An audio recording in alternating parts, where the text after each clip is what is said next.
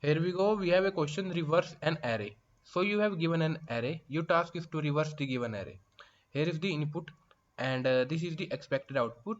It is pretty clear that what we want to achieve. And here is the question. Here is the function. We have input array, and we don't need to return the array itself. We just need to change the input array. So let's try to build the approach. So we have two type of approaches. First approach is the naive approach, where we can make a separate array of n size, and the optimized approach will be to change the input array itself. So I will just tell you the optimized approach. So in this element will get swapped with this element, and this element will get swapped with this element. And let's talk about for even length. This element will swapped with this element, and this element will be swapped with this element, and this element will be swapped with this element. And here I did a small mistake. I start the index with 1, but the index should start with 0. So in this case, in the first case, we have n as 5. So if I do 5 by 2, so we got 2. So we just need to iterate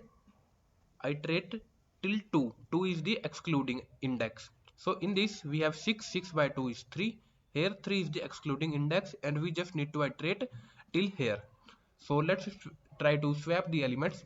First we have ith element. So this is the ith element, and we want to swap it with this element. So we have n minus 1, and let's say minus I. So we have this element. Next I will increment I is 1. So it will become n minus 2 if I is 2. So I is 2. This element will be swapped with this element, and we don't need to swap this element, the middle element itself. So let's talk about even case. Is in this case the element will swap with this element. In this case the I is 0, so we got n minus 1, and then we have this will swap with this. So that's how this approach will work. Let's code this. Code is very simple. We have a simple for loop till n by 2, and this is excluding. Then we go temp. We store the first the ending element. Then on the ending element we put the ith element. Then on the ith element we put the temporary value. So let's submit this, and let's talk about time and space complexity. It is pretty clear. The time complexity is n by 2 and space complexity is constant. Code is given in the description box. If you like this video, give it a thumbs up, subscribe to this channel, and let's wait for it to submit.